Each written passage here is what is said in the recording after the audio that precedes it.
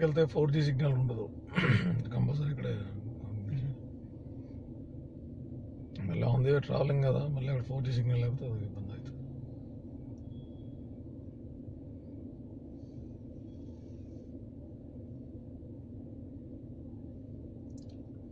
Live sir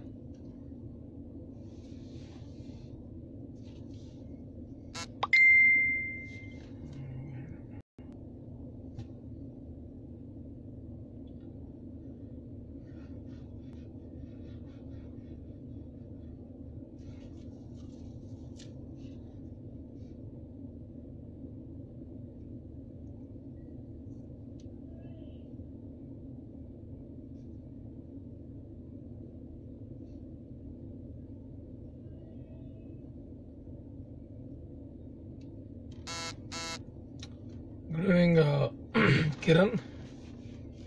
good evening Krishnarao గారు.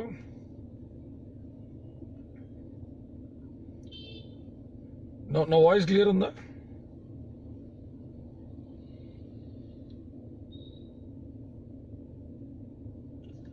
Someone respond. నా voice clear ఉందా?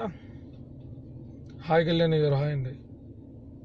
Pawan Kumar hi. Good evening. Good evening. Yeah Satyanaidu, ఇక్కడ యాక్చువల్గా మనం జగన్కి కౌంటర్స్ కాదు ఇవ్వాల్సింది, కొంచెం అర్థమయ్యేటట్టు చెప్పే ప్రయత్నం చేద్దాం మనం ఒకసారి.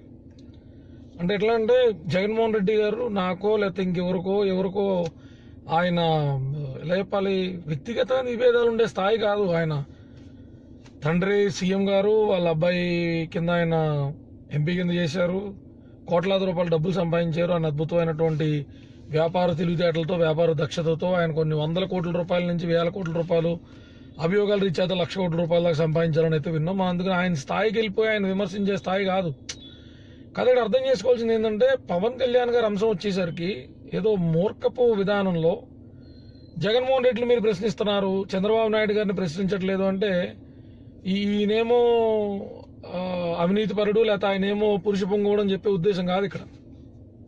1కి 10 సార్లు చెప్పిన మూర్ఖపు ధోరణిలో జగన్నే అంటున్నారని ఒక సింపతి వేవ్ క్రియేట్ చేసుకున్నారు తప్ప జగన్నో చంద్రబాబు నాయుడు గారినో లేకపోతే ఇంకెవరినైనా అనడానికి ముందు మనందరూ బతుకులేంది, మన పరిస్థితి లేదనే సంగతి అయితే ఎవరు అర్థం చేసుకునే ప్రయత్నం చేయట్లా.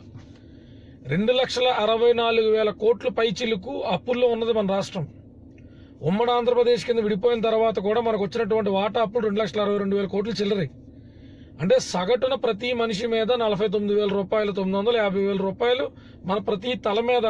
అంటే ఇక్కడ మీరు కులాల పరంగా పార్టీలను అయితే ఓన్ చేసుకున్నారు కానీ కమ్మ, కాపు, రెడ్డి, బ్రాహ్మణ, క్షత్రియ, వైశ్య, మాల, మాదిగ అందరి నెత్తిల మీద, మనందరి నెత్తిల మీద 48,000, 49,000 రూపాయలు అప్పు ఉన్నదన్న సంగతి అయితే మనం గ్రహించకుండా అవినీతి ఎవరు చేయట్లేదు, అవినీతి చేయడం తప్పేంటి అనే ధోరణిలో పూర్వం రాజులు సునకాల రేపులో ట్యాక్సులు వసూలు చేసి రాణులకి, రాజభోగాలకి, వాళ్ళ రాణులకి మహల్లు కట్టించుకోవడానికి వాడుకునేవారు.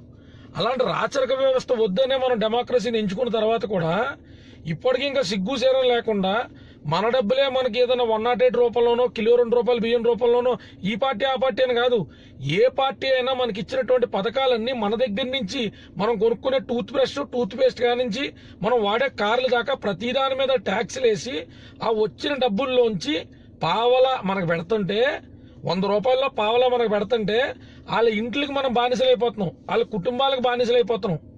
ఇప్పుడు అది ఎట్లా ఉంటుందంటే అది ఎలా చెప్తే అర్థమవుతుందో కూడా నాకు అర్థం కావట్లా. జగన్మోహన్ రెడ్డి గారిని ఓన్ చేసుకుంటున్నటువంటి ఏ ఒక్కళ్ళైనా ఒక్కసారి 5 నిమిషాలు మేము చంద్రబాబు నాయుడు విమర్శించట్లేదు అనేటువంటి అంశం కాసేపు పక్కన పెట్టండి. అది నేను మీకు వీడియో అయిపోయేలోపు క్లారిటీ ఇస్తా.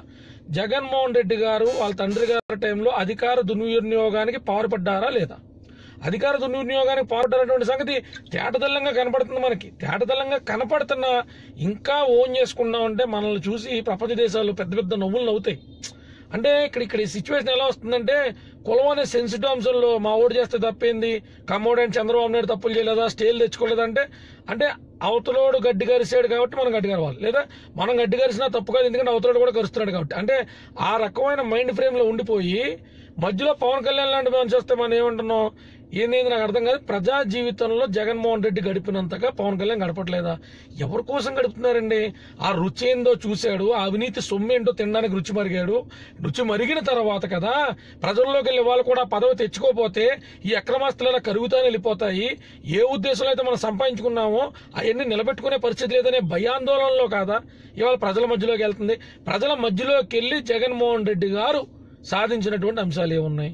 ఒక్కసారి ఎవరు మనసులో తర్కించుకోవాలి కదా. నేను క్వశ్చన్ అడగట్లా. ఇప్పుడు గతాన్ని తవ్వుకొని శ్రీలక్ష్మి గారు ఐఏఎస్ని ఏం చేశారు, జగన్మోహన్ రెడ్డి గారు క్విడ్ ప్రోకోలో ఏం చేశారు, తండ్రి పదవిని అడ్డు పెట్టుకుని, అంటే మీరు ఇక్కడ ఇంకా అర్థమయ్యే భాషకెళ్ళి చెప్పేస్తా, ఇంకా లేమెన్ లాంగ్వేజ్ చెప్తా. ఇదేం డిబేట్ కాదు, నేను కాంప్లికేటెడ్ గా మాట్లాడడానికి. ఇంకా లేమెన్ లాంగ్వేజ్ లో అర్థమయ్యేది చెప్తా. ఇప్పుడు ఒక రాష్ట్రం రాజశేఖర రెడ్డి గారికి పదవి అప్పగిచ్చింది. పదవి అప్పగిచ్చినప్పుడు రాష్ట్ర ముఖ్యమంత్రి కింద ఆయన ఏం చేయాలా?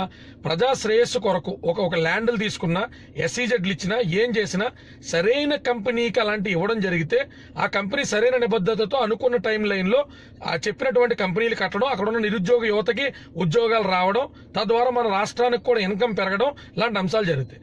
ఎప్పుడైతే నాకు ఎవడైతే డబ్బులు ఇస్తున్నాడో ఆ అనామకుడికి, అంటే క్విడ్ బ్రోకర్ రూపంలో నా కొడుకుల కంపెనీలో నువ్వు పెట్టుబడులు పెట్టు, నువ్వు ఏ రకమైన నార్మ్స్ ని పాటించకపోయినా, పారామీటర్స్ క్రైటీరియా మీట్ అవ్వకపోయినా నీకు ఆ ల్యాండ్లన్నీ కూడా జనాల దగ్గర నుంచి లాక్కునిచ్చే బాధ్యత మాది అని రాజశేఖర రెడ్డి గారు చెప్పి ఆ డబ్బులు జగన్మోహన్ రెడ్డి గారి కంపెనీలోకి తరలించినప్పుడు జనాల్ని మోసం చేసినట్టు కాదా?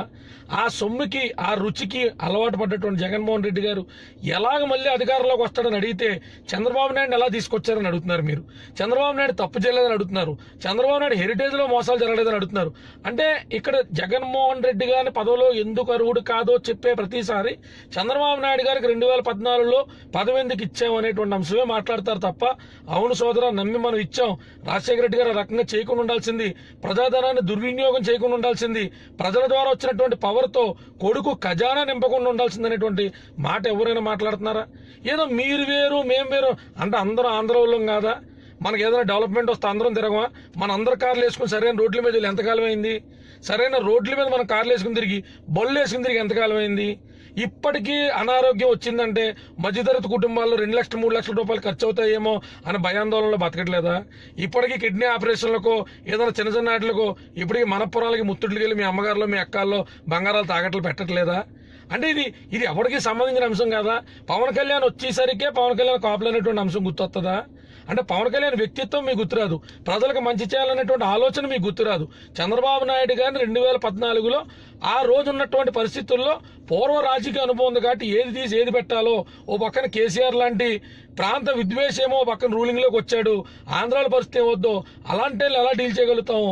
పూర్వ రాజకీయ అనుభవం ఉంది, ముఖ్యమంత్రి కింద అనుభవం ఉంది కాబట్టి, పోనీ అలా తప్ప అనుభవం కాదు, ముఖ్యమంత్రి కింద అనుభవం ఉంది కాబట్టి అతను పెట్టామంటే ఆయన అనుభవం అనే కోణాన్ని పక్కన పెట్టేసి మీరు జగన్ అంటున్నారు ఆయన అవినీతి పరుడు. మేమన్నా ఆయన నీతిపరుడు, ఆయన కొడుకు కూడా మొన్న ఎలక్షన్ ఇప్పుడు వీటిలోనేమో 15 కోట్లు 20 కోట్లు ఇచ్చి ఇప్పుడు 350 కోట్లు ఎలాగ ఇచ్చారు, అడ్వాన్స్ ట్యాక్స్ కట్టే స్థాయికి ఎలాగ వచ్చారు, అవన్నీ చూసుకొని పిచ్చోళ్ళమా? మేము జగన్మోహన్ రెడ్డి గారిని అంటున్నాము అంటే చంద్రబాబు నాయుడు గారిని సమర్థిస్తున్నామని కాదు. దయచేసి ఆ ఆలోచనలను బయటికి రండి. మంచి రాష్ట్రం రావాలా, మంచి ఏం మన కుమార్ తలారి రామ్ గోపాలవరం గురించి ఏం మాట్లాడతాం చెప్పు. ఇక్కడ జగన్మోహన్ రెడ్డి అంశం గురించి మాట్లాడుతుంటే మీ సినిమా పిచ్చోళ్ళు కాసేపు నా కమెంట్లోనే పెడదాం మానేండి అవా, మీకు దండం పెడతాను నేను. ఏందో మీ సినిమాలో ఎవడో ఫోన్ చేస్తాడు 24వ తారీఖున పాసులు ఉన్నాయా అంటాడు, ఏందో మీ బాధ ఏందో కూడా అర్థం కాదు, ఇంకా సినిమా ఆలోచనలను బయటికి రారా ఏందో అర్థం కాదు. నేను రిక్వెస్ట్ చేసేదల్లా జగన్మోహన్ రెడ్డి గారిని వ్యక్తిగతమైన విమర్శలు చేసే ఉద్దేశం పార్టీ అధినేతకు పార్టీ కార్యకర్తలకు ఎందుకు ఎవరికి ఉండదు. మంచి రాష్ట్రం కావాలని కాంక్షించడం, చిత్తశుద్ధి ఉన్నటువంటి నేత పరిపాలనలో ఉంటే అవినీతి పరమైన బ్యాక్గ్రౌండ్ లేనటువంటి కార్యకర్తల నుంచి నాయకులను ఎంచుకుని తయారు చేసి రాష్ట్రానికి అందిస్తే వాళ్ళ ద్వారా మంచి జరుగుద్ది అనుకోవడం భూతా. మీకు తెలీదా? జగన్మోహన్ రెడ్డి గారి దగ్గర నుంచి 20 మంది 25 మంది ఎమ్మెల్యేలు ఎందుకు టీడీపీలోకి వెళ్ళిపోరో మీకు తెలీదా? స్థితికి మించి ఖర్చులు పెట్టి అధికారంలోకి వచ్చినప్పుడు దండుకుందాం అనుకుని అధికారంలోకి రాలేకపోయిన తర్వాత ఆ డబ్బుల కోసం కాదా టీడీపీలోకి జాయిన్ అయింది? మీ అందరికి అర్థమయ్యే భాషలో చెప్పడానికే ప్రయత్నిస్తున్నా. మీరందరూ చెప్పేది ఎట్లా ఉన్నదంటే అసలు అవినీతి అనేటువంటి రహితమైన ప్రయత్నం చేసేటువంటి దిశగా కూడా ప్రయాణం చేయొద్దు, ఎవడు సంపాదించండి రాజకీయాల్లో అనేటువంటి థాట్ ప్రాసెస్ తప్ప అలా ఏదైనా ప్రయత్నిస్తానని ముందరకు వచ్చినటువంటి జయప్రకాష్ నారాయణ అలాగే ఇంటికి పంపించేశాం, అయిపోయింది. అయినా మన మనసు చల్లారలా. ఇవాళ పవన్ కళ్యాణ్ వస్తున్నాడు, పవన్ కళ్యాణ్ కాపాడు కాబట్టి రూలింగ్ లో రాకూడదు. ఏం దరిద్రం ఇది? కాపులు మర్డర్లు చేసినారా, రేపులు చేసినారా, దొమ్మిలు చేసినారా, దోపిడీలు చేసినారా?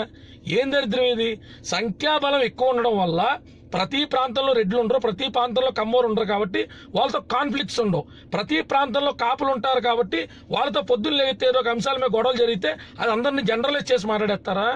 అందరూ జనరలైజ్డ్ గా డిఫాల్టర్స్ ఉంటారా? అందరూ జనరలైజ్డ్ గా రౌడీలు ఉంటారా? అందరూ జనరలైజ్డ్ గా గోండాలు ఉంటారా?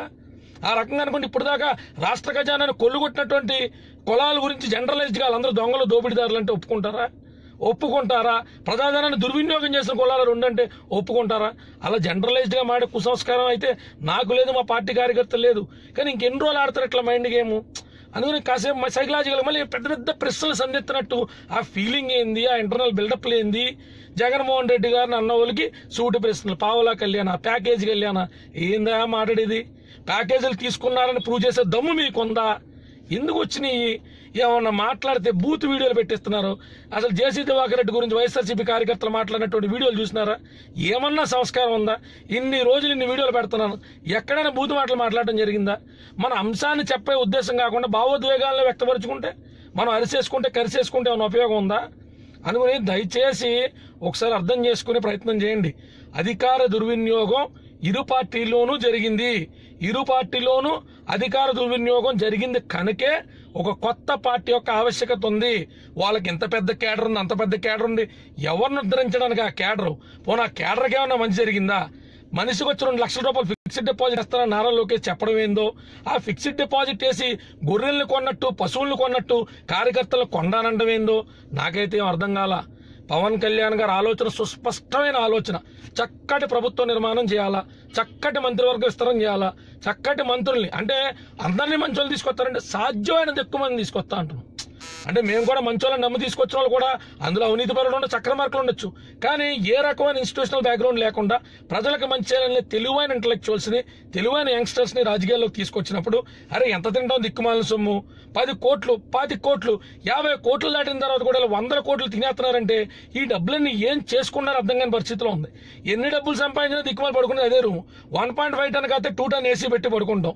₹1,00,000 పరుపు మీద కాస్తే 10 లక్షల రూపాయల పరుపు మీద పడుకుంటాం. మామూలు కారు కాబట్టి ల్యాంబర్గినీ మీద తిరుగుతాం. అంటే ఆశకు ఒక లిమిట్ ఉంటుంది, అంతకుమించి ఆలోచించాలన్న సామాన్యులకి భయం వేస్తుంది. కానీ వీళ్ళకి అలా భయం కూడా లేకుండా పిల్లల తరంతరాన్ని సరిపోయేటువంటి స్విస్ బ్యాంక్ లో డబ్బులు దాచుకుంటున్నా, కులం పేరు మీద వాళ్ళు ఓన్ చేసుకుని యూత్ కూడా మా జగన్ ఒక్కడే తప్పు చేశాడా, మా జగన్ ఒక్కడే తిన్నాడా, మా రాజశేఖర రెడ్డి గారు ఒక్కలే తిన్నారా, మా చంద్రబాబు నాయుడు గారు ఒక్కలే తిన్నారా అంటే ఏం మాట్లాడుతున్నారో. గ్రాడ్యుయేషన్లు చేసిన మనకైనా సిగ్గు, శరం, మానవ అభిమానం లాంటివి ఉండాలి. అందుకని పవన్ కళ్యాణ్ 3 పెళ్లిళ్ళ గురించి ఏమవుతుందో నాకు అర్థం కాగడుతున్నా. ఒక మనిషి యొక్క వ్యక్తిగతమైన జీవన విధానంలో ఎవరితో సరిపోతుందో ఎవరితో సరిపోదో ఆ వ్యక్తి పెళ్లి చేసుకోకముందు తెలుసుకుంటాడా? ఒక ఆడ తన జీవితంలోకి వచ్చిన తర్వాత అనూహ్య పరిస్థితుల్లో ఆడదానికి దూరం అయ్యాడే గాని ఆడదాన్ని హింసించలేదే, ఆడదానికి కళ్ళు కప్పి రంకులు పెట్టుకోలేదే. ఆ ఆడదానితో సాపత్యం కుదరపోతే మొదట ముద్దనుకుంటే రెండామని 10 సంవత్సరాల తర్వాత తన జీవితంలోకి ఒక ఆడదొస్తే ఆ ఆడదాన్ని పెళ్లి చేసుకుని 2 పిల్లల కన్న తర్వాత కూడా ఆమె నా లైఫ్ ఖండమవుతుందనో, నేను ఏదైనా ఎక్స్ప్లోర్ చేయలేకపోతున్నానో, నా టాలెంట్స్ అన్ని హిండర్ అవుతున్నాయనో, నాకు ఇండివిజువల్గా ఏదైనా చేయాలని ఉందనో, ఒక ఆడదాని దగ్గర నుంచి ఏదన్నా ఒత్తిడి వచ్చినప్పుడు తన వ్యక్తిగతమైన జీవితంలో తీసుకున్న నిర్ణయాల్ని వ్యక్తిగతమైన జీవితంలోకి వెళ్ళిపోయి మాట్లాడేస్తున్నారే. నేను మాట్లాడిన బెంగళూరు గెస్ట్ హౌస్ల గురించి, నేను మాట్లాడిన బెంగళూరులో టాలీవుడ్ హీరోయిన్స్ ఏమేం చేసినారో, నేను మాట్లాడిన డాగ్ హౌస్లో ఏం చేసినారో, ఎందుకు వచ్చిన మాటలు ఇవన్నీ అంటున్నా. నేనంత తారాస్థాయికి దిగజారి మాట్లాడను. పవన్ కళ్యాణ్ 3 పెళ్లిళ్ళు ఎత్తేటువంటి ఏ తప్పుడు ఏదో అయినా ఆడ ఫోన్ నెంబర్ లాగా ఇవ్వండి. మీరు ఏ ఆడపిల్లతో ఏమేం చేస్తున్నారో నేను చెప్పనా? మీ ఫోన్ నెంబర్ లాగా ఇవ్వండి. మీరు కాలేజీలో చదువుతున్నారు, మీరు ఉద్యోగాలు చేస్తున్నారు, ఏ ఆడదాని రోడ్డు మీదకి వెళ్తే కింద నుంచి పైదాకా మీరు ఏమని చూస్తారు నేను చెప్పనా? మీరా చెప్పేది పవన్ కళ్యాణ్ క్యారెక్టర్ గురించి? ఎవరాయ అక్కడ పురుషభంగోడు వచ్చి పవన్ కళ్యాణ్ క్యారెక్టర్ గురించి చెప్పేది? ప్రతి ఆడదాని జీవితం వెనకాతల తన వ్యక్తిగతమైన కారణాలు ఎట్లయితే ఉంటాయో ప్రతి మగోడు వైవాహిక జీవితం ఫెయిల్యూర్ వెనకాతల కూడా అట్లాంటి వ్యక్తిగతమైన కారణాలు ఉంటాయి. అందుకని దయచేసి ఆ తప్పుడు మాటలు, ఉచ్చా మాటలొద్దు. మంచి చేసే ఉద్దేశం పవన్ కళ్యాణ్ మీద ఉందా లేదా అది అడగండి. ఆ క్లారిటీ మిస్ అయితే మాట్లాడండి. రాజకీయంగా మేము ఏ రకంగా ప్రజలకు మంచి చేస్తాం అడగండి. మా థాట్ ప్రాసెస్ ఏంటి అడగండి. మా మేనిఫెస్టో ఏంటి అడగండి. ప్రజలకు ఏ రకంగా మేము ముందర తీసుకెళ్తాం అడగండి. ఎలాంటి నాయకులు ఏ రకమైన ప్రాసెస్లో ఎంచుకుంటాం అడగండి. అలాంటి ఉపయోగకరమైనటువంటి క్వశ్చన్లు అడగండి. అంతకు మించి 3 పెళ్లిళ్ళ గురించి మాట్లాడతాం, పావలా కళ్యాణ్ అంటాం, ప్యాకేజ్ కళ్యాణ్ అంటాం. కొత్తగా ట్రై చేయండి. మీరు చూసారా చంద్రబాబు నాయుడు గారి దగ్గర ప్యాకేజ్ తీసుకుని చంద్రబాబు నాయుడు ఊరుకుంటారా? ఆయన సుస్పష్టంగా చెప్పాడు, నేను కొన్ని సందర్భాల్లో కొన్ని అంశాల మీద ఇది కాదు సమయం శుద్ధిమెత్తంగా రెస్పాండ్ అవ్వడం వల్ల ఎవరి సైడ్ తీసుకున్నట్టు అనిపిస్తూ ఉంటుంది, కానీ నేను వ్యక్తిగతంగా ఎవరి సైడ్ తీసుకోనని చెప్తా ఉంటారు. ఏమన్నా మాట్లాడుతూ ఉంటే పరిటాల రవి గుండు కొట్టించాడా? ఏందా మాట్లాడేది? 18 ఏళ్ళకి సూట్ కేసు బాంబుల గురించి మాట్లాడినా ఎక్కడి నుంచి ఎత్తమంటారు? ఎవరు గనులు ఎవరు దోచుకునే అంశం గురించి ఎత్తమంటారు? Over night శ్రీమంతులు ఎలాగైపోయారు ఎత్తమంటారా? నేనైతే అన్నమే తింటున్నా. చనిపోయినట్టు మనిషి రాజశేఖర రెడ్డి గురించి కానీ, చనిపోయిన రాజారెడ్డి గారి గురించి కానీ, మీరు కుక్కలు కదా, మీరు అసిద్ధం తినే మాటలు మాట్లాడుతున్నారు కదా, నేనైతే అందుకే నేను చాలా సుస్పష్టంగా చెప్తున్నా, పవన్ కళ్యాణ్ గారు రాజకీయంగా పనిచేస్తారో పనిచేయరో చెప్పే ముందు మీ గుండెల మీద చేసుకుని 15 ఏళ్ళ నుంచి బళ్ళల్లో డీజిల్ కొట్టించి తిరుగుతున్న జగన్మోహన్ రెడ్డి గారు వెళ్ళి ఓదార్చడానికి మించి జనాలకి చేసింది ఏంటయా? ఒక్కసారి జనమైన ఆలోచించుకుంటారు కదా, ఏమని ఆయన ప్రజలకు మంచి చేస్తారని చెప్పి ముందరికి వెళ్తున్నాడు. నాకు అధికారం ఇవ్వండి నేను చేస్తాను తప్ప అంతకు మించి ప్రజలకి 10 ఏళ్ల పర్యటనలో ఆయన చేసిందండి. ప్రభుత్వాన్ని ఎండగట్టడం అంటే ప్రభుత్వాన్ని బూతులు తిట్టడమా? ప్రభుత్వంతో ప్రజలకు పని చేయించడమా? ప్రతిపక్ష పాత్ర పోని మీరే డిక్షనరీ రాయండి, మీ డిక్షనరీ ప్రకారం రాష్ట్ర ప్రజలంతా ఫాలో అవుతాం. ప్రతిపక్ష పాత్ర అంటే ప్రజలకి మంచి చేయించడానికి ప్రభుత్వం మీద ఒత్తిడి తీసుకురావడమా? పొద్దు కూకులా మనుషులు పెట్టించి కూలీలు పెట్టినట్టు మీడియా ముందుకెళ్లి ప్రభుత్వాన్ని బూతులు తిట్టడమా? మళ్ళీ ఇలాంటి అంశాలు ఏంటి ఏమంటారంటే చంద్రబాబు నాయుడు గారు చేతనైనా కరెక్ట్ అని మేము ఎక్కడ చెప్పాం? మేనిఫెస్టో వర్సెస్ అచీవ్మెంట్ లో నాకు తెలిసిన ఆ టీవన్ 30% కూడా అచీవ్ అవ్వాలా? అరే మేము మాట్లాడతాం, ప్రశ్నించడానికే పార్టీ పెట్టారు, జగన్నే ప్రశ్నిస్తారంటే తిరుపతి సభలో నేను సపోర్ట్ ఇచ్చినప్పుడు గుర్తురాని టీడీపీ మంత్రులకి, టీడీపీ ఎంపీలకి ఇవాళ నేను స్పెషల్ స్టేటస్ గురించి నోరెత్తితే నా కులం గుర్తొచ్చిందా అని పవన్ కళ్యాణ్ గారు టీడీపీని చేసిన విమర్శలు గుర్తులేదా? అందుకని దయచేసి మాకు పరిపాలనా దక్షత ఉందో లేదో పరీక్షించుకోండి. మాకు పరిపాలనా దక్షత ఉందని నమ్మారనుకో ప్రజలు మాకు అందరం ఎక్కిస్తారు. పరిపాలనా దక్షత మాకు లేదనుకో, మేము కంపెనీలు తేలేదనుకో, మేము ఏమైనా అభివృద్ధి తీసుకురాలేకపోయామనుకో, మీరు మాత్రమే చేయడానికి ఆకాశం నుంచి ఊడిపడ్డారని ప్రజలు నమ్మారనుకో, అలాగే చేద్దాం, అలాగే కానిద్దాం. మాకేం వేలం వెర్రెత్తిపోయి వెంపర్లు ఎత్తిపోయి పిచ్చెక్కిపోయి సీఎంలు అయిపోవాలనేటువంటి కోరిక అయితే ఏం లేదా? మేము ప్రజాపక్షాన్ని నిలబడతాం. ప్రజలకు ఏం మంచి జరిగితే మంచిదే మేము చెప్తాం. మన రాష్ట్ర ఖజానాలో ఉన్న డబ్బులు ఎలా దుర్వినియోగం అవుతున్నాయో మేము చెప్తాం. అత్తసోళ్ళు అల్లుడు పంచిపెట్టినట్టు ఎవరు డబ్బులు వేసిన ఎవరు చారిటీ ప్లేట్లో తిరుగుతున్నారో మేము మాట్లాడతాం. పెన్నులు మంత్రులు వాడుకునే పెన్నులు 2,000 రూపాయలు ఎందుకు కొనాల్సి వచ్చిందో? 2 రూపాయల పెన్తో సంతకం పెడితే సంతకం అవుతుంది కాదు, స్టేచర్ కావాలా? ఏ మంత్రులు కొనుక్కోలేరా? 3 లక్షలు 4 లక్షల జీతాలు ఉన్నవాడు 2,000 పెట్టి పెన్ కొనుక్కోలేడా? 20,000 పెట్టి పెన్ కొనుక్కోలేడా? దానికి కూడా సీఎం గారే పెన్నులు ఇవ్వాలి. మాకు అన్ని గుర్తుండా? మాకు టీడీపీ ఏం చేస్తున్నారో తెలుసు, మాకు వైఎస్ఆర్సీపీ ఏం చేస్తున్నారో తెలుసు. దయచేసి అన్న జగన్ అండ్ పవన్ కళ్యాణ్ గారు మంచి పొలిటికల్ లీడర్స్ బ్రో, వ్యక్తిగత విమర్శలకు పోకూడదని నేను అనుకుంటున్నా బ్రో. ఎందుకంటే వేణుగోపాల్ రెడ్డి జగన్ మంచి లీడర్ని ఎట్లా అన్నా చెప్పాను ఓసారి. నాకు మంచి లీడర్ అంటే ఎట్లా లీడర్ అయ్యాడో నాకు అర్థం అవుతున్నా. How he become a leader, ఎవరిని లీడ్ చేశాడు, ఏ స్థాయి నుంచి లీడ్ చేసుకుంటూ వచ్చాడు. రాజశేఖర రెడ్డి అనేటువంటి సీఎంకి రెడీమేడ్ కొడుకు కింద కాదా ఆయన ముందరకు వచ్చింది. ఏం మాట్లాడుతున్నారా? నువ్వు బాగా గుర్చేసావు ప్రవీణ్ రెడ్డి, నాకు అర్థం కాల. ప్రవీణ్ రెడ్డి గారు సారీ అతని పేరు వేణుగోపాల్ రెడ్డి. ఏమన్నా నువ్వు మంచి లీడరా? ఎట్లా ఇంతకుముందు కూడా అంశం ఉన్నది 43% షేర్స్ ఎట్లా వచ్చినాయా? జగన్ ఒక మంచి మైండ్ గేమ్ అనలిస్ట్. ఎట్లా అంటే ఒక మనిషి సాధారణంగా సీఎం అయిపోతాను అంటే ఏం రాజశేఖర రెడ్డి కొడుకు కాబట్టి అయిపోతారా అనేటువంటి ఆలోచనని జనాల మైండ్లోంచి తీయడం కోసం ఈయన పెద్ద బిజినెస్ మ్యాగ్నెట్ లాగా చిన్న అవినీతి ఫ్లేవర్తో 1,00,000 కోట్లు ఉన్నాయనేటువంటి ఒక థాట్ ప్రాసెస్ ని ప్రొవోక్ చేసి ఆశాపరులైనటువంటి అప్పటికే రాజకీయాల్లో దెబ్బతిన్నటువంటి ఆశాపరులైనటువంటి గ్రేట్ 2 లీడర్స్ అందరినీ అట్రాక్ట్ చేసుకుని వాళ్ళ కింద ఉన్నటువంటి జనాలకు కూడా జగన్మోహన్ రెడ్డి లీడర్ అయితే అద్భుతాలు జరుగుతాయి, జగన్మోహన్ రెడ్డి దగ్గర మంచి క్యాపబిలిటీస్ ఉన్నాయి అనేటువంటి థాట్ ప్రాసెస్ ని ఒక వేవ్ ని జనాల్లోకి పంపి, తండ్రి చనిపోయినటువంటి సింపతిని జనాల్లోకి పంపి జనాలందరినీ సెట్ చేసుకుని క్రిస్టియన్ మిషనరీస్ ద్వారా కూడా బైబిల్ రాజ్యం తీసుకొస్తాననేటువంటి థాట్ ప్రాసెస్ ని నా సోదరులైనటువంటి క్రైస్తవుల మనసుల్లో నింపి తండ్రి తనయుడు ఏ రకంగా అయితే కేపాల్ లాంటి ఒక స్వార్థ ప్రచారకుడిని సైతం సర్వనాశనం చేసి అనిల్ కుమార్ని ఎదురు తీసుకొచ్చారో క్రైస్తవ సోదరులందరూ చూస్తున్నారు. బైబిల్లో చెప్పినటువంటి వాక్యాల్లో ఈ రకమైన అవినీతి చేయమని చెప్పాడా క్రైస్తవ దేవుడు? నేను చదువుతా బైబిల్, హెచ్చించబడ్డవాడు తగ్గించబడతాడు అన్నాడు, తగ్గించబడ్డవాడు హెచ్చించబడతాడని చెప్పాడు యేసుక్రీస్తు. అదే జగన్మోహన్ రెడ్డి విషయంలో జరిగింది. జగన్మోహన్ రెడ్డి విషయంలో సత్యవంతమైన దేవుడు జీసస్ క్రైస్ట్ కూడా జగన్మోహన్ రెడ్డి సైడ్ తీసుకోవాలా. అవినీతికి పాల్పడమని దేవుడు చెప్పలా, ఆకలికి మించి దాచుకోమని దేవుడు చెప్పలా, అవసరానికి మించి అవినీతి సొమ్ము సంపాదించమని దేవుడు చెప్పలా. అందుకు దయచేసి మీరు గమనించాల్సింది ఏంటంటే, లీడర్ అనే పదాన్ని మలినం చేయొద్దు. కష్టాల్లోంచి వచ్చి జనం కష్టాలు తెలిసినోడు, వాటి పర్మనెంట్ సొల్యూషన్ కోసం పాకులాడేవాడిని లీడర్ అంటారు. సుఖాల నుంచి వచ్చి సుఖాలు సౌభాగ్యాలు అనుభవిస్తా అవి ఎక్కడ పోతాయన్న భయాందోళనలో కాపాడుకోవడం కోసం అధికారానికి వెంపర్లాడేవాడు లీడర్ కాదు. He might be a politician. He is a politician because he knows the political game. That doesn't mean that every politician is a political leader. Kindly correct your thought process. ఆయన పైన వ్యక్తిగతమైనటువంటి ఆవేశమో కోపం, ఆయన నాకేం అన్యాయం చేయాలా, నా కుటుంబానికి ఏం అన్యాయం చేయాలా, నాకు తెలిసిన పరిసర ప్రాంతాల్లో కూడా జరిగిన అన్యాయంలా, కానీ అందరూ నాశనం అయిపోవడానికి మాత్రం కారణభూతులు అయ్యాడు. ఎలాగా అంటే నేను అదే చెప్తా, రాష్ట్రంలో వోక్స్ వ్యాగన్ లాంటి సంస్థలు వచ్చి వెనక్కి వెళ్ళిపోయాయన్నా, రాష్ట్రంలో పెట్టుబడులు ఆకర్షించాల్సినటువంటి టైంలో పెద్ద పెద్ద కంపెనీలు తీసుకొస్తామని ఎస్సీజెడ్లు తీసుకున్న తర్వాత ఆ భూములన్నీ కూడా దిక్కుమాల కంపెనీలకు అన్యాక్రాంతం చేసి వాళ్ళ దగ్గర నుంచి పెట్టుబడులన్నీ కూడా సదరు జగన్మోహన్ రెడ్డి గారి కంపెనీలోకి వచ్చాయన్నా, ఆ రకంగా యువత ఈ పాటికే 40,000 50,000 జీతాలు ఉండాల్సిన వాళ్ళు 8,000కి 10,000కి జీడిమెట్లలో ఉద్యోగాలు చేసుకుంటున్నారు.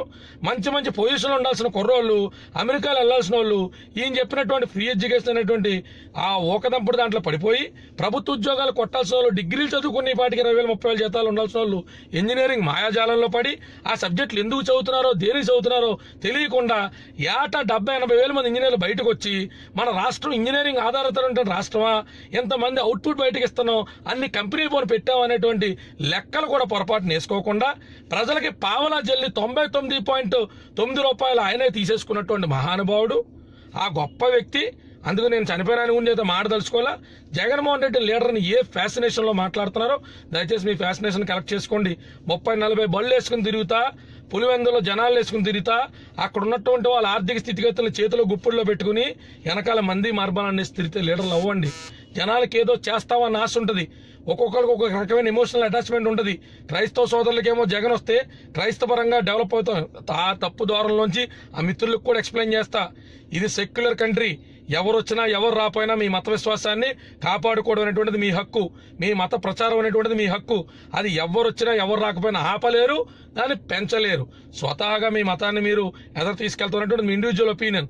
జగన్ వస్తే ఏదో అద్భుతాలు జరుగుతాయి అనుకునేటువంటి మీ థాట్ కి ఆ యేసు ప్రభువు కూడా సహకరించడో అది గుర్తుపెట్టుకోండి. నాకు బాగా తెలుసు, నాకు ఎక్స్పీరియన్సెస్ ఉన్నాయి, నాకు జీసస్ క్రైస్తో మంచి ఎక్స్పీరియన్స్ ఉన్నాయి. నేను చెప్తున్నా కదా, అలాంటి అన్యాయవంతులను ఎక్కడ సపోర్ట్ చెయ్యడు. చేసినది తాత్కాలికం అవుతుంది. ఒక మనిషికి అంతు లేని డబ్బు ఇచ్చారు, ఇచ్చినా కూడా కాంప్రమైజ్ అవ్వకపోగా మీ బోటు యువతరం కూడా ఎదరకొచ్చి మీ పేరు చివరి ఒకప్పుడు ఒకే కమ్యూనిటీకి జాడ్యం చూసేవాడిని. ఇప్పుడు నాకు వెనకాతలు ఎక్కడైనా రెడ్డి అని పేరు కనబడుతుంటే భయం వేస్తుంది మాట్లాడడానికి. మీ నోరు ఇప్పితే జగన్మోహన్ రెడ్డి గురించి వస్తూ ఉంటుంది. అంత భయంకరమైనటువంటి, అంటే నేను అందరినీ జనరలైజ్ చేయలేను. నాకు చాలా మంది మిత్రులు ఉన్నారు పవన్ కళ్యాణ్ గారి అభిమానులు, రెడ్డి అనేటువంటి కమ్యూనిటీ ట్యాగ్ ఉన్న వాళ్ళు బోలు మంది ఉన్నారు. కానీ నేను చూస్తుంటే ఆ రకమైన ఉన్మాద చర్యలు చూస్తుంటే నాకు తెలిసి మరి ఈ రకంగా ఎందుకు దానికి కనెక్ట్ అయ్యారో, నష్టపోయిన వాళ్ళు మీరు ఉన్నారన్న సంగతి ఎందుకు మర్చిపోతున్నారో, మా ఓడి మమ్మల్ని నాశనం చేసేసిన పర్లా మా కులపోడు కాబట్టి అని అనుకుంటున్నారో, మీ మైండ్ సెట్ మీ థాట్ ప్రాసెస్ అయితే నాకు తెలియదు. కానీ పవన్ కళ్యాణ్ గారి ద్వారా రాష్ట్ర ప్రజలకి ఎలా మంచి జరుగుద్దో, నాకు తెలిసి వేణుగోపాల్ రెడ్డి అని ఉన్న వాళ్ళు అందరూ రెడ్డిలు కాదు. నేను చెప్పినటువంటి అంశం జనరలైజ్ టాపిక్ కాదు, స్పెసిఫైడ్ గా ఉన్మాద చర్యల్లో జగన్మోహన్ రెడ్డి గారిని ఏమన్నా అంటే దాడి చేసేటువంటి వ్యక్తిత్వం కనబరిచిన వాళ్ళలో ఎక్కువ శాతం మంది అత్యధికులు ఉన్నారు. ఇంకా మరెక్కువ శాతం మంది క్రైస్తవ సోదరులు కూడా తప్పుద్రోవ పట్టించారు మైండ్ గేమ్ తో అనేటువంటి అంశాన్ని మాత్రం నేను మాట్లాడా. నేను అదే చెప్తున్నా, నేను అదే అంశం చెప్తున్నా. దయచేసి అందరూ ఆలోచించుకోవాల్సినటువంటి విషయం ఏంటంటే, నాశనం అయిపోవడంలో అన్ని కులాల వాళ్ళు ఉన్నాం. మనం అందరం 2008 2009 బీటెక్ పాస్ వాళ్ళు అందరం కూడా మెకానికల్ చదివిన వాళ్ళమో సివిల్ చదివిన వాళ్ళమో సుమారు 4,000-5,000 ఉద్యోగాలు పోగొట్టినటువంటి కాంగ్రెస్ ప్రభుత్వంలో ఎన్నో రకాల అవకతవకలు జరిగినాయి. అట్లాంటి కాంగ్రెస్ ప్రభుత్వం తమ జేబులు నింపుకుని, తమ ఖజానాలు నింపుకుని రానున్న 10 తరాల పాటు కూర్చుని తరగనటువంటి ఆస్తులు సంపాదించుకున్నారు తప్ప మన మీద నామమాత్రంగా కూడా చూపించాల్సినటువంటి జాగ్రత్తలు కానీ కేర్ కానీ చూపించాల. జగన్మోహన్ రెడ్డి గారిని విమర్శిస్తున్నప్పుడు 1,000 పాయింట్లు చెప్పగలుగుతా. ఆయన ఎందుకు సీఎం కాకూడదన్న అంశం మీద మీరు ఆవేశాలు భావోద్వేగాలు వదిలి, పవన్ కళ్యాణ్ గారు టీడీపీని సపోర్ట్ చేస్తున్నారనేటువంటి దుయ్యబాటు వదిలి, ఆ సోది వదిలి ఏ రకంగా అతను సీఎం అవడానికి అర్హుడు ఉన్నవాడో మీరు చెప్పగలుగుతారా? మీ దగ్గర అంశం ఉందా? ఏ రోజు డిబేట్లో ఎక్కడ కూర్చుందని చెప్పండి, ఏ ఛానల్లో కూర్చుందామో చెప్పండి, కూర్చుని మన స్వరాలు తేల్చేసుకుందాం. మీకు ఆ ఓపిక ఉందా?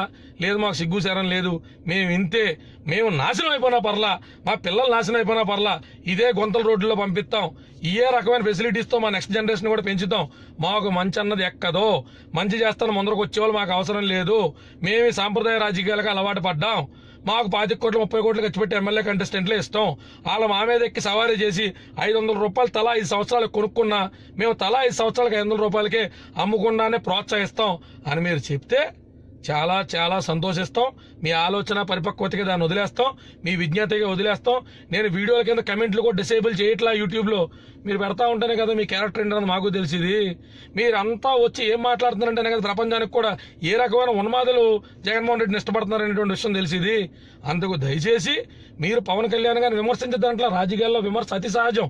ఆ విమర్శ దేని బేసిస్ మీద చేస్తున్నాము, 6 నెలలకు వస్తాడు 60 నెలలకు వస్తాడు అనేటువంటి అంశాలు కాకుండా పవన్ కళ్యాణ్ వస్తే ఏం చేయగలుగుతాడన్న అంశం గురించి మాట్లాడండి. నిత్య కళ్యాణం పచ్చదోరణం కింద భయాందోళనలో పదవి కోసం నిత్యం ప్రజల్లో ఉంటే అది ప్రజాసేవ లాంటి పెద్ద పెద్ద పదాలు ఎందుకు మీరు టర్న్ చేస్తున్నారో నాకైతే తెలియదు. కానీ అలాంటి పెద్ద పెద్ద పదాలు కాకుండా సుస్పష్టంగా జగన్మోహన్ రెడ్డి గత 2.5 సంవత్సరాల నుంచి జగన్మోహన్ రెడ్డి గారు గత 2.5 సంవత్సరాల నుంచి కూడా జనాల్లోకి వెళ్లి జనానికి ఉద్ధరించింది ఏంటి, ప్రభుత్వం ద్వారా ఆయన చేపించిన పని ఏంటి, ప్రభుత్వం మీద ఒత్తిడి తీసుకొచ్చి ఒక సంక్షేమ పథకం ఇది తప్పు ఇది ఒప్పు అని ప్రజలకు అర్థమయ్యేటట్టు ఆయన ఏం చెప్పాడు, ఏం సాధించాడు, ఒక డాక్యుమెంటరీ చేయండి. పొలిటికల్ పంచులు పేడ పంచులు ఈ కాదు, దానివల్ల ఉపయోగం ఉంటుంది. ఒక డాక్యుమెంటరీ చేయండి. జగన్ అభిమాన కింద నన్ను మార్చండి, జగన్ అభిమాన కింద నన్ను మార్చండి, అంత లీడర్షిప్ క్వాలిటీస్ ఉన్నటువంటి వ్యక్తి అభిమాన కింద నన్ను చేంజ్ చేయండి. జయహో జగన్ అని నేను చెప్పేటట్టు నన్ను చేయాలా, నా ఓటు లక్షల మంది కార్యకర్తలు చేయాలా, అది మానేసి మా ఓటు లీడర్ మా ఓటు తోపు మా ఓటు లీడర్ మా దేనికి లీడరో దేనికి తోపా. అందుకని అలాంటి ఓకదంపుడు ప్రచారాలు మానేసి మా బోటి పామరులకి మీ అంత రాజకీయ పరిజ్ఞానం లేదు, మా బోటి పామరులకు అర్థమయ్యే భాషలో జగన్మోహన్ రెడ్డి గారి achievements in last 10 years as a political leader అనేటువంటి శీర్షికను రిలీజ్ చేయండి, అనేటువంటి పుస్తకాన్ని రిలీజ్ చేయండి. నేను కొని 1000 మంది పంచిపెడతా, ఆయన మీద అవినీతి అభియోగాలు ఏ రకంగా చేశారో దాంట్లో కూడా Jagan versus Chandrababu Naidu tabular form వేసుకొని కంపేర్ చేయండి. అప్పుడే కదా మీకు ఆనందం జరుగుతుంది. జగన్మోహన్ రెడ్డితో మన బంధువు అయినట్టు ఎక్కడో మన కులం మన ఊరు కాదు, మన ప్రాంతం కాదు, నరసరావుపేటలో ఉండేవాళ్ళు, గుంటూరులో ఉండేవాళ్ళు, విజయవాడలో ఉండేవాళ్ళు, ఏ ప్రాంతంలోనైనా మన కులమో మన మతమో ఓన్ చేసుకుని ఇక్కడ మిమ్మల్ని కూడా అన్నాం. ఈస్ట్ గోదావరి వెస్ట్ గోదావరిలో కాపులు కూడా ఆయన దేవుళ్ళగా అభిమానించేటువంటి అతి భయంకరమైన మనుషులు కూడా ఈ మధ్యకాలంలో చూస్తున్నాం. ఏ ఉన్మాదం వచ్చిందో పాపం మొన్న అయితే పాపం ఒక్క సీటు కూడా తెచ్చిపెట్టలేకపోయి ఉన్మాదాలందరూ కలిసి. కానీ అందుకని ఈ ఆలోచనలు అంటే వీళ్ళకి లీడర్షిప్ అంటే డెఫినేషన్ ఏంటంటే మర్డర్లో లేకపోతే ఇంకోటి ఏదైనా చేపించగలిగేటువంటి క్యారెక్టరిస్టిక్ క్వాలిటీస్ ఉంటేనో, రూల్స్ని అధిగమించేస్తేనో, చట్టానికి లోబడి కాకుండా చట్టాన్ని అతిక్రమించేస్తానో హీరో వర్షిప్ అంటగడతారనమాట. అది కొంచెం సైకలాజికల్ డిసార్డర్. అది హీరో వర్షిప్ అంటే చట్టానికి అతీతంగా బతకడం కాదు, చట్టం పరిధి లోపల బతకడం. అందుకని అది ఒకసారి అర్థం చేసుకుని ఏదో ఆయన అనగానే ఇంట్లో అనేత్తలేదు నేను, మీరు పవన్ కళ్యాణ్ అనగానే నాన్నలోనే అక్కడ అన్నట్టు కాదు. ఒక వ్యక్తి నిస్వార్థంగా పాటుపడుతున్నాడు, నిస్వార్థంగా ప్రజలకు వచ్చి మంచి చేయాలనుకుంటున్నాడు, అవకాశం కూడా ఇవ్వకపోవడం ప్రజలు డిసైడ్ చేస్తారు. మీరు 1-10 సార్లు డిసైడ్ చేయకపోయినా మాకు వచ్చే నష్టం లేదు. కానీ జగన్మోహన్ రెడ్డి గారిని లీడర్ అనేటువంటి అతి ఉన్మాదంలో మా కార్యకర్తల మీద విమర్శలో, మా కార్యకర్తల మీద దాడిలో ఇలాంటి చేసే ప్రయత్నాలు విరమించుకోమని తెలియజేసుకుంటున్నాం. Any doubts? ఉంటారు ఈస్ట్ గోదావరిలో ఎందుకు ఉండరు, ఉంటారు ఇలా అన్నీ ఉంటారు.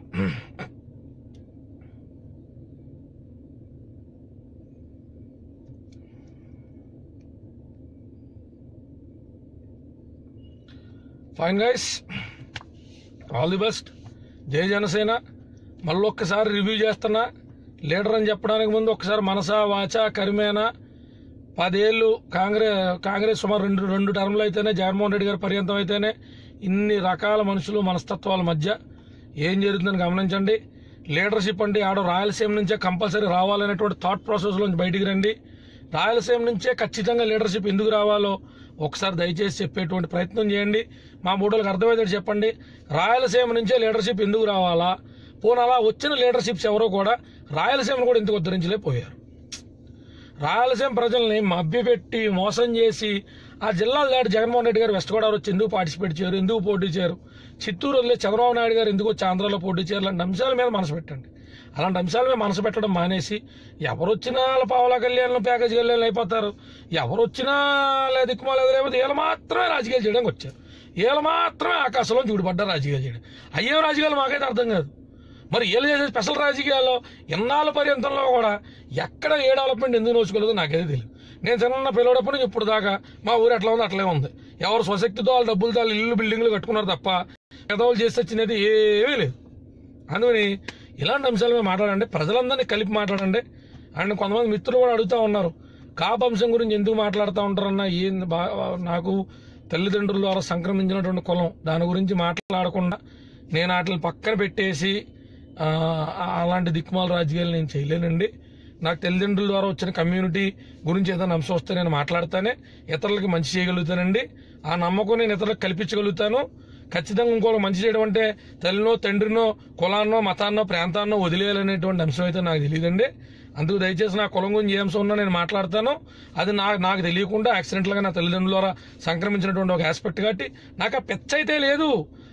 నేను ఎందులో గొప్ప, నేను శూద్రున్న సంగతి నాకు తెలుసు, నేను టాప్ మోస్ట్ వర్ణానికి చెందిన కాదని సంగతి నాకు తెలుసు. నేను ఉండే ఊర్లో నా సంఖ్యాకులు ఎక్కువ మంది ఉంటే ఉండొచ్చు కాక దాని అర్థం నేను బాహుబలి ట్రైలర్ వచ్చింది అందరికంటే ఎక్కువ నేనే ఇష్టపడ్డా. నాకు అలాంటి పెచ్చ ఉన్మాదం అయితే లేదండి. ఎవరికంటే ఎక్కువ అనేటువంటి ఫాల్స్ సుప్రీమసీ కోసం నేను నా కులాన్ని వాడుకోనండి. నేను కనీసం నా కులాన్ని ఎక్కడా కూడా ఎంత గొప్ప అంత గొప్ప అని చెప్పుకునేటువంటి పరిస్థితి కూడా రాదండి. కేవలం ఏదైనా రిజర్వేషన్ లాంటి అంశాలు ఉంటే అది ఎందుకు రావాలని అంశాల మీద మాట్లాడతాను, లేదా కాపుల్లో ఎక్కడైనా ఆత్మశూన్యత ఎక్కువ మంది ఉంటే వాళ్ళని ఇంట్రెస్ట్ చేసి మాట్లాడతాను. ఎందుకంటే ఇంట గెలిచి రచ్చగెలవాలి కాబట్టి మాట్లాడతాను. దయచేసి మీరు ఇచ్చే సలహాలు విలువైనవి అయి ఉండొచ్చు, అది తీసుకునే అంత విలువ నాకు లేకపోయి ఉండొచ్చు. కులం గురించి నేను ఖచ్చితంగా మాట్లాడతానండి. మాట్లాడాల్సిన అంశాలు వచ్చిన ప్రతిసారి మాట్లాడతాను. నేను అలా మాట్లాడటం ఇష్టం లేని వాళ్ళు ఎవరైనా దయచేసి నాతో సాహచర్యం మానేయండి. ఏమండి? జై జనసేన, జై హింద్.